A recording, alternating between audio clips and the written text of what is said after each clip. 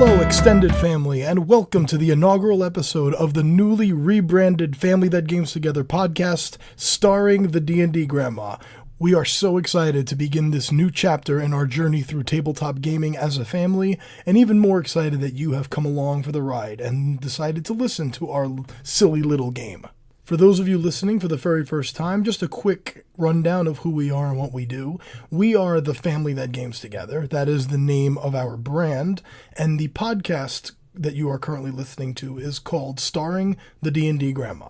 We decided to do a rebrand and launch with a whole new episode 1 because we reached sort of this cool synergy in our old campaign where all the storylines kind of got tied up at once, and we all thought it was a good time to just sort of create a natural breaking point and create a new beginning for new listeners who decided they wanted to listen to us for the first time and they don't have to go back and listen to 48 episodes of backlog. For those of you that want to, by all means, go for it. And for those of you who've been listening to us, welcome back. We're so happy to have you. And these are the same characters in the city of Whitebridge, continuing on their journeys and whatever may lie ahead for them in the road before them. For those of you who've never tuned in before, we are a weekly Dungeons & Dragons 5th edition actual play podcast. We release new episodes every Sunday morning, and you can find us on all your favorite podcatchers. We are on Apple Podcasts, iTunes, Google Play Music, Stitcher, iHeartRadio, CastBox, Podbean, TuneIn Radio, basically anywhere you can get podcasts. We are a family that plays together. My name is Vince. I am the GM of the group, and the group is made up of my wife, Victoria, my sister, Denise, her husband, Anthony, my wife's sister, Laura, my sister from another Mr. Kristen, and the D&D Grandma herself, mine and Denise's mother. And as we progress down our journey together, you will get to know the players as well as the characters. We truly hope you have as much fun listening as we do playing. So sit back and enjoy the story.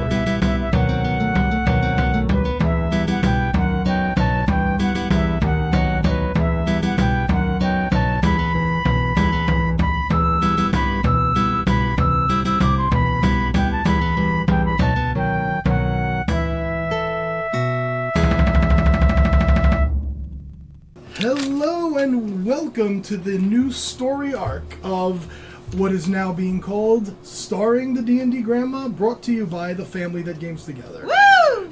Thank you for joining us on the beginning of this new journey. For continuing listeners, welcome back. For new listeners, welcome. We're going to go once around the table and just sort of introduce ourselves to any of the new people out there listening. I am Vince. I am the GM for this ragtag bunch of miscreants. Yes. To my left, we have my big sis. Hello, my name is Denise. My character's name is Sashim Thunderfoot. I'm a half-elf fighter Eldritch Knight. Eldritch Knight, yeah. Level 8, and the fun stuff I have is a great sword and a halberd, ring of necrotic resistance, and a very badass attitude. A very badass attitude. Don't forget your Ifriti splint armor. Yes, and my split armor. That's why yes. you're resistant to fire. Oh, and a periap of wound closure. That's really important. Yep. Okay. Next to her is her hubby bubby. Anthony Mendez. I play the character Tor Grigas. I'm a barbarian, totem warrior, Goliath, 8th level. My fun things are great axe. I have a Dwarven thrower, like Thor, and I also have some boots of speed. Boots of speed, as if he needed more speed. We'll save you for the end. At the end of the table over there is my honey bunny. Hi, I am Victoria. I play Ember. I am a level 8 Phoenix Sorcerer, so I love fire. I am an Asmar. I say that I am albino, so I'm solid white. I have a wand of fireball, so I don't actually have the spell. I just cast that out of my wand all the time. Other than that, I like to surprise my team with releasing my wings, and I also mouth off to my husband, DM. So. Quite a bit, yeah. Quite a bit. Directly across from her, we have her sister. Hi, my name is Laura. I play Umbra, codename Black Heron. I am a level 5 Mastermind Rogue, and a level 3 Battle Master Fighter. My special magic items are a Cloak of Elven Kind, giving me advantage on my stealth checks. I also have a +1 katana, and I have a luckstone. Awesome. And next to her, to my right, my sister from another mister. Hi, I'm Kristen. I play Lady Sarielle Tremaine. She is an 8th level bard, College of Lore. She's pretty gorge, and she has Eyes of Charming and Legend Keeper, which is her bard-attuned rapier. And at the end of the table, next to my honey bunny, we have the grandma herself, my mother. Hi, my name is Nulara Fasim, and I play a cleric, life domain, and my background is acolyte. I'm a human variant on level 8. Oh wait, did I say I was a halfling? I forgot that I part. don't remember. Well, yeah, halfling, Human. yeah, everyone else. And magic items, you've got the holy symbol of Ravenkind, Yes, I do. and I And I have... feel there's something else. Yes, I do have some. I think everyone has at least 2 magic items. All I said was the wand of fireball, but I have other I stuff. have Ravenkind, I have the Broom of Flying, The broom of flying, and I have also an arrow-catching shield. the arrow catching shield. Enjoy the 18, game. 20. Oh, yes, yeah. and okay, and we're gonna kick things off. I'm not gonna summarize what happened last because this is supposed to be a breaking point for us. So we're gonna pick up right off. Everyone gave me your 3-year summaries, what your characters have been up to in the last 3 years, and we're gonna get right into things. We are in Whitebridge, in the realm of Balkania. It has been 3 years since the heroes of Whitebridge parted ways. It is early morning, Ember, Yes? as you approach the western wall of the city, returning home from your diplomatic mission. You immediately notice as you approach the scars of battle. The wall has been fully repaired, but you can see streaks of mortar and stone that don't... Well, I just want to say, I feel like I've put a lot of effort into this, so I'm feeling very proud. Even though there are scars, I'm feeling very proud to see the wall Okay. rebuilt. Okay. And you can see like there's small mortar, streaks of mortar and stone that don't match the color of the wall perfectly where it's been repaired, even though the wall is back to being fully functional. Marks where the boulders and the cannonballs struck the wall have now been repaired over, and you get this sort of feeling of pride as you enter the gates with your entourage following you. Several of the guards recognize you, and they are thrilled to death to see you. Do I recognize any of them? Yeah, you recognize a few of them. There's a couple of young ones that are new recruits, but there's a couple of the older ones you're like, oh, hey, it's you. Good to see you. You guys? My character have a bad memory, as if I have a bad memory. You see the lower city that you remember from when you left, but with a lot of newer construction. Buildings that were destroyed during the battle have been rebuilt bigger and better than ever before. Again, proud. As you make your way into the newly renovated and repainted White Bridge, you find it to be whiter and brighter than when you left. It has been built over. It is really nice. And as you make your way across, as you begin to step onto the White Bridge, making your way through the lower city, we switch over to Umbra, who is making her way through the gates of the upper city on the opposite side. Being Umbra, your gaze immediately goes up to the archers on the wall, some of which wave to you as you re-enter the gates. And same thing, you're like, oh, hey, it's you. Hi. Some of them are new, some you don't quite recognize. You do see a young male hobgoblin in the armor of the city guard. Appears to be very young, just old enough for soldier status, and you see a long bow and arrows on his back. You're figuring that's probably the son of the hobgoblin refugee family that had come to the city. The one where the father unfortunately fell in the great battle. Not a whole lot has changed in the upper city, save for as you pass through the commercial district, you notice several locations, whereas Tremaine Textiles only had one facility, you're seeing multiples as you're walking through the streets, and you're just like rolling your eyes Are as they you all bright and pink and Oh shiny? yes. Okay. Oh yeah. Don't hate. LLC. You also notice one particularly large new building. the Fezim Medical Center, Okay. with the symbol of Eldath on the front door. And you remember that Nulara's last name was Fezim. Ember. Crossing the White Bridge, you see the hustle and bustle of nobility getting ready for a big event. And you remember the correspondence that called you back to White Bridge. You I'm not see, surprised to see the entire city is in a flurry because of this. you see Lord Shedrick Pittman making his way out of the mayor's house. He's in a very fine suit, and he's sort of brushing it down and fixing his beard. Who is this? Shedrick Pittman. Oh, And he's doesn't seem to notice you as he comes out of the mayor's house, turns right, and heads into the upper city. And you get to about the center of the White Bridge with Stephen and the rest of your entourage in tow. yes. And you see the little huts for the servants' village are gone now, and the large grassy area at the very end where Tor used to do his workouts is now a large living facility. Okay. You see children playing in front of it.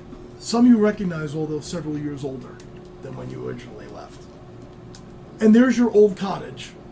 And who's that coming out of it? You see a human female in the robes of Eldath. Very fine robes, but you don't recognize her until she looks up and a familiar smile comes across her face. Nulara, why wouldn't she have recognized you? I have changed within the last 3 years. I have let my hair grow, and it's 2 inches of curls. I have changed my wardrobe from drab and dark to lovely colors like mauve and peach and white sashes. Because of Tremaine. And even my face portrays how happy I am. I immediately run up to you and I gingerly run up and I give you like a We embrace. Can we hug? Okay. I love your hair. I love to see you so happy. And I have to say, I apologize for my dogs because I have 3 big, huge dogs right now that are kind of jumping on you right now. Oh yes, part of her entourage, she has 3 I mastiffs love every minute of 3 it. masks. with her. Okay. And you also They're notice, coming to the wedding, I just have to say. Nulara, you recognize Stephen, her husband Stephen is with her. He Okay. greets you warmly. 3 mastiffs, and there are 5 figures following behind her. All of you are on horseback, I'm assuming, as you rode through the city gates. You notice with her 2 elven women, both with very nice leather armor. One longbow, one has a short bow. You notice a copper dragonborn, also female.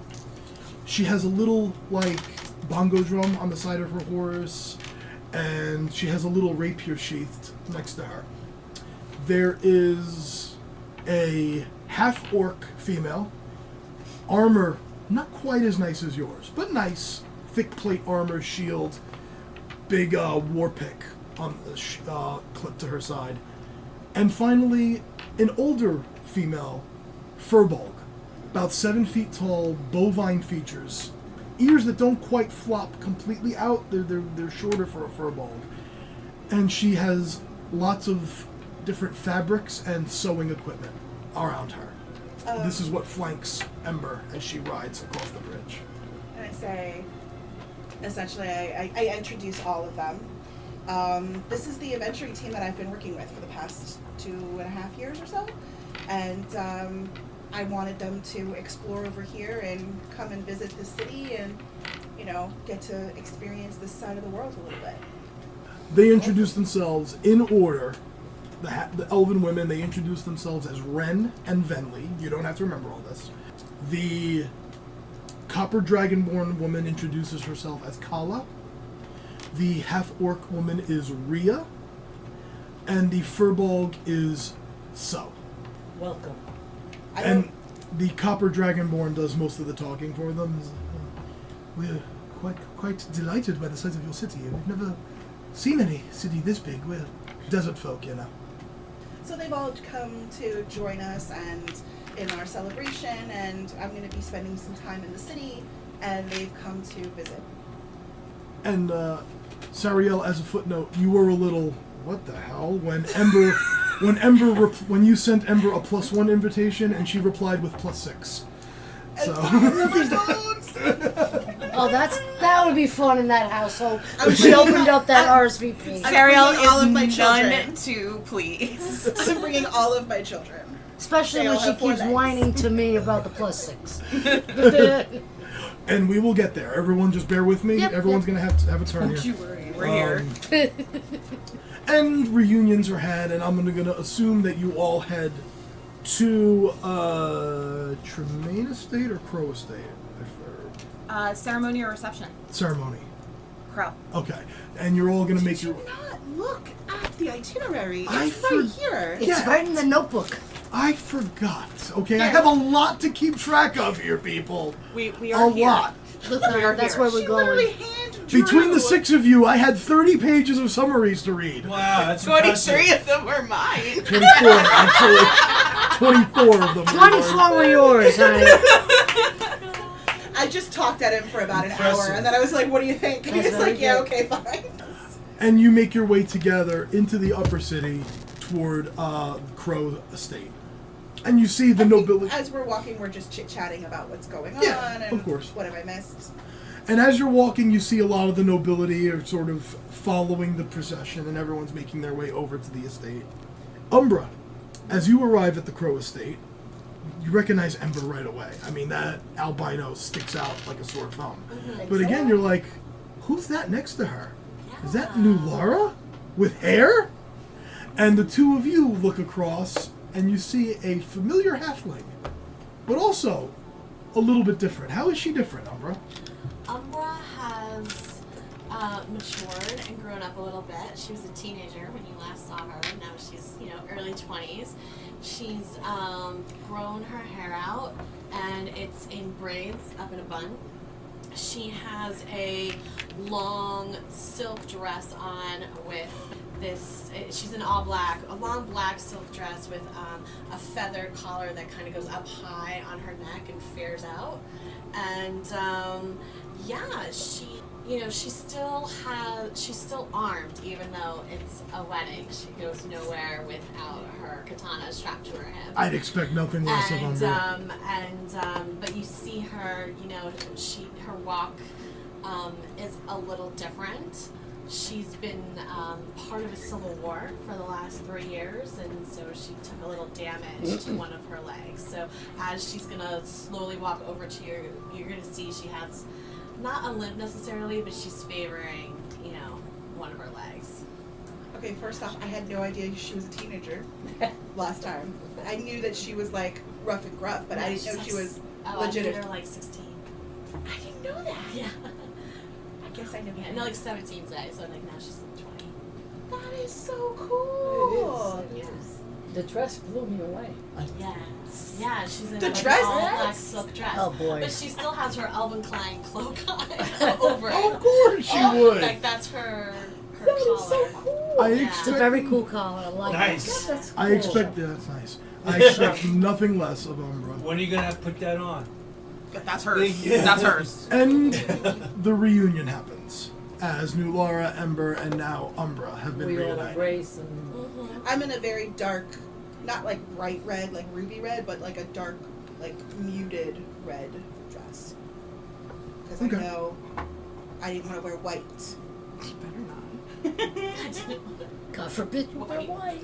I just want to approach New Laura and just say, are you a doctor now? and you ask why. Well, I saw, I don't know, a medical facility as I walked here. I help there, but I'm not a doctor. New Laura, you would know that Tor actually oversaw the construction of that building, and he wanted to build it in honor of the group's healer. While you are very much involved with what goes on in that hospital, you didn't build it. Tor built it. I am involved, but Yeah. I'm not a doctor. I am involved. I do help a lot. And I don't know if you're aware, Yeah. Tor built that hospital. I didn't know that. Didn't know Tor that. built it. Wow. So you've just been Absolutely. part of this new reconstruction. I have, and I've loved every minute of it. I can't believe how different the city is the last time I was here. But I Very, left very right after the different. battles and haven't been back since. I think being so close to that wood changed a lot of people's thinking, and they appreciate what they have more now. So it helped. After Everybody's attitude, I think. after the gala, you guys know I left to go to the other kingdom to raise money to heal the walls and to send the stone and to hire the builders. And that's where I've been for a while. Which was very needed. I love coming back and seeing what the money that we raised actually did do. And our alignment with the other kingdoms has created. All right. And you all begin to realize, all right, maybe it's time we get the show on the road. And you make your way into the Crowe estate. And you see the familiar topiary where you all, because you all have been there before. And the bird topiaries have all been adorned with white roses and various intricate patterns. You walk underneath various arches of purple and white wisteria. And there's hustle and bustle, different nobles walking up this path with you. As you remember, it is a long path to get to the doctor's front door. He is nothing if not ostentatious. And then some. And as you approach the front door, you begin to see there are some... There's guards set up, because it's an event and there's nobility involved, so there will be guards. And the one guard standing in front of the main door is very familiar to the three of you, as you walk up and see the familiar ashen gray skin and long red hair of your Goliath friend, monitoring guests as they enter, wearing his cleanest loincloth, shirtless, but with a bow tie.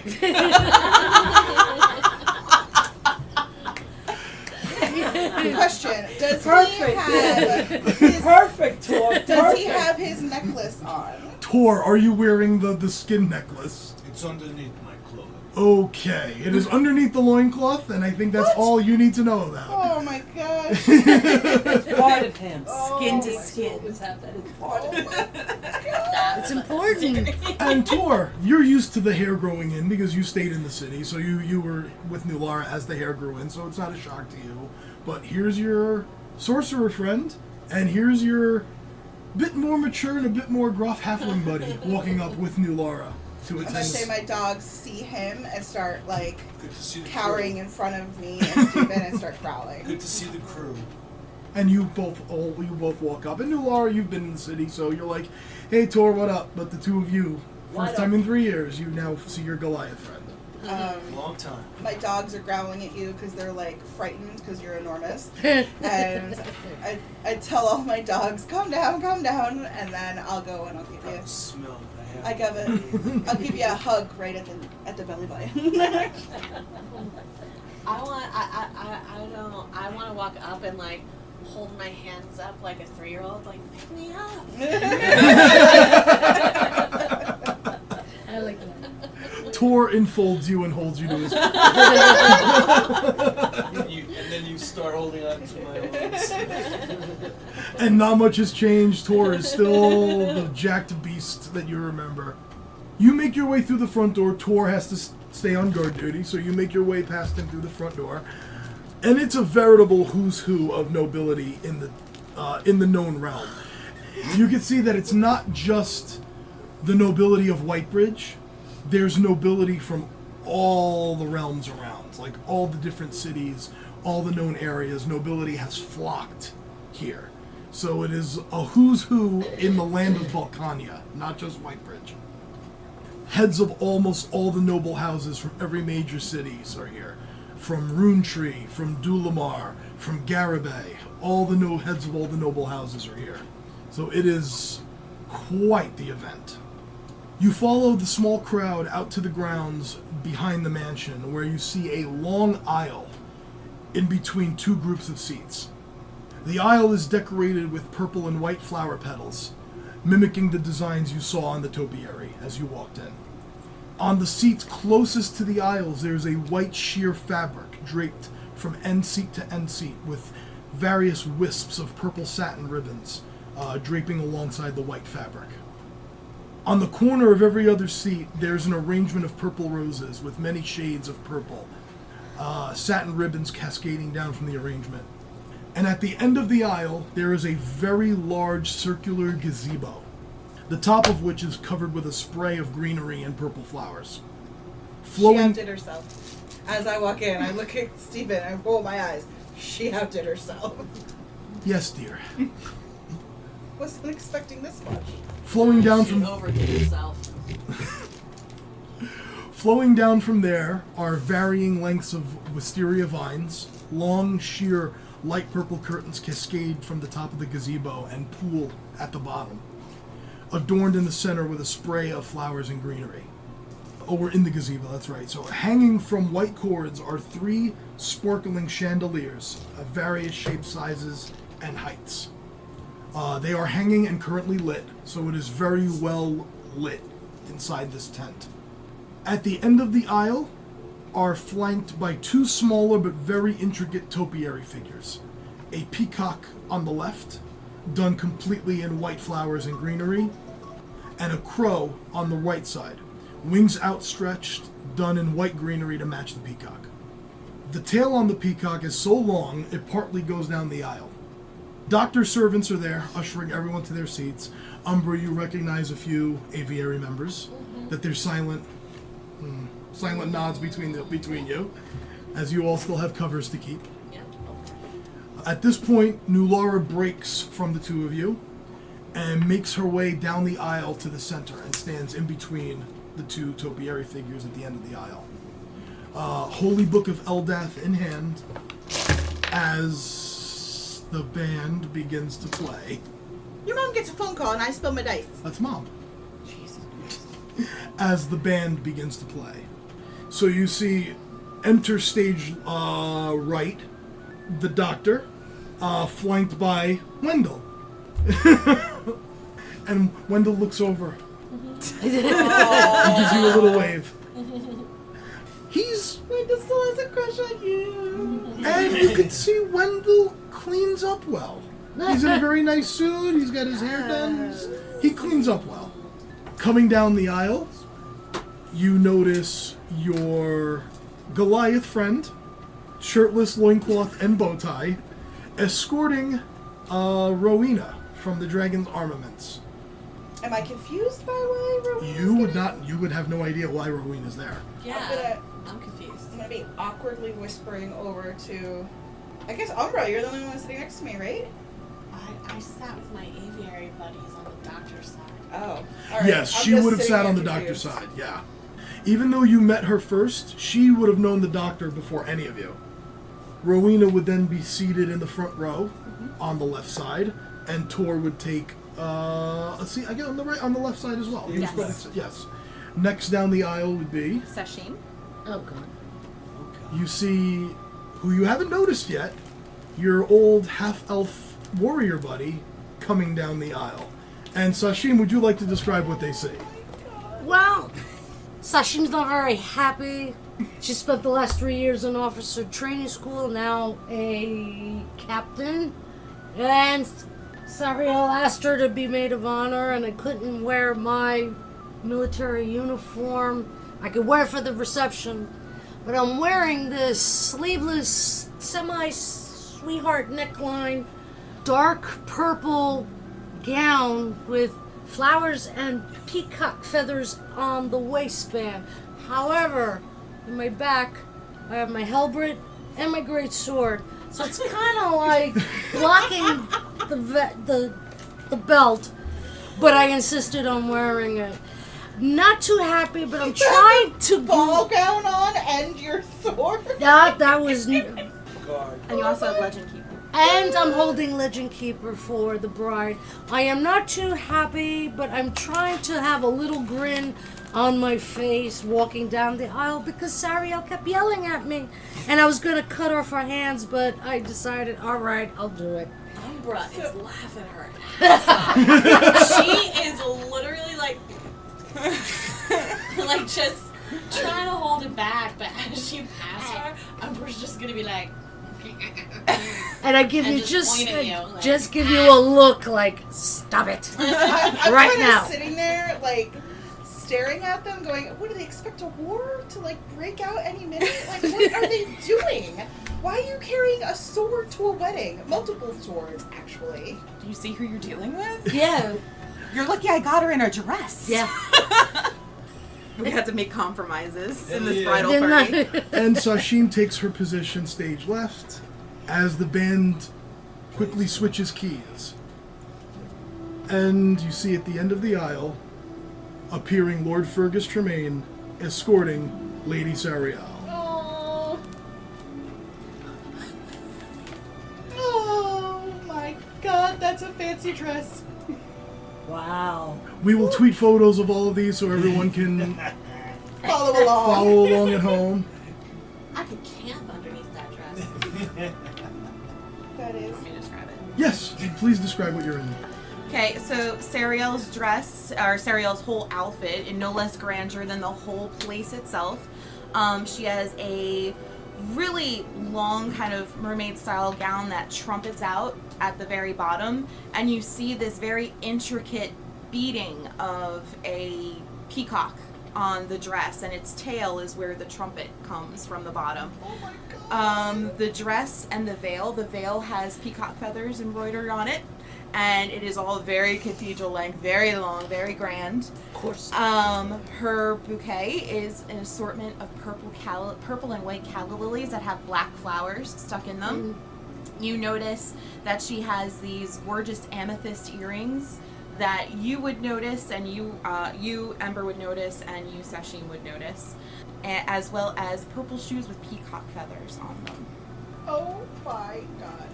Is your dress completely white, or does it have colors in it? No, well, it does have an enchantment on it that does make it glitter. Oh! So it glitters and course. sparkles, but it is white.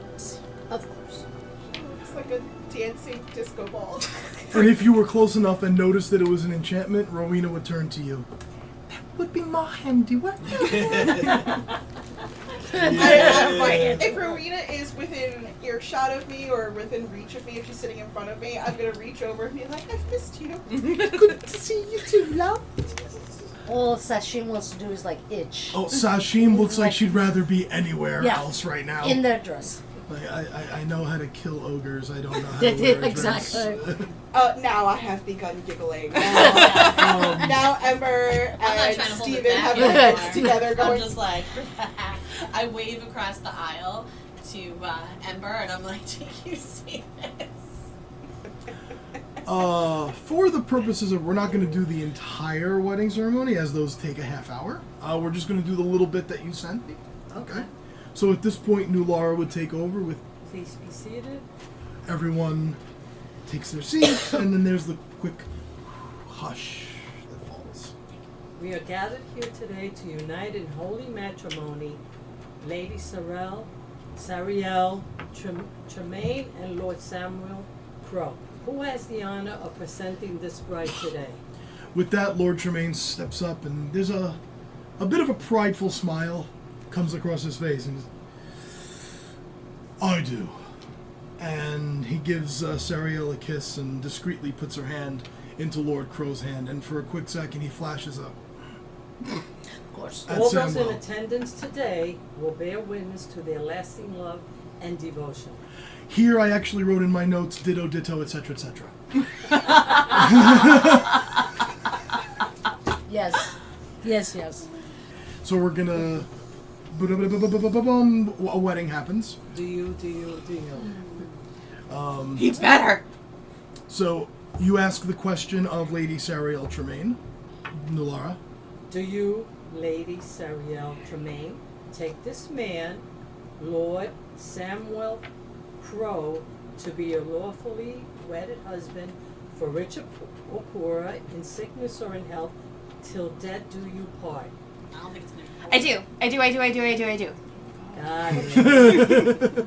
No Do you, kidding. Lord Samwell Crowe, take this woman, Lady Sarielle Tremaine, to be your lawfully wedded wife, for richer or poorer, in sickness and in health, till death do you part. Well, I don't have much of a choice now, do I? No, you don't. Now for the exchange of rings. Repeat after me, Sarielle. I give you this ring I give you this ring as a symbol of my vow as a symbol of my vow to love, honor, and cherish you. to love, honor, and cherish you. Now it's your turn, Samwell. I give you this Oh, ring gosh. Marry me first. Samwell, it's your turn. Oh, I'm sorry. I went away there for a moment. You know how it is. What? Repeat after me. Oh, yes. I give you this ring as a symbol of my vow to love, honor, and cherish you. I have a very good memory. Oh, wonderful. Pinky. You may kiss the bride. He actually would put the ring on his pinky. They kiss as husband and wife for the first time. Ladies and gentlemen, may I present for the first time as husband and wife, Lady Sarielle and Lord Samwell Crowe. Woo! I can get out of this dress! Yeah! And she just storms out. No, that I won't. And for all of the decorations and adornments, it was actually a fairly simple ceremony. The procession makes their way back up the aisle, and as they get to the very end, the doctor turns around. Now, let's party. That's what everybody's waiting Wait, for. there's a question.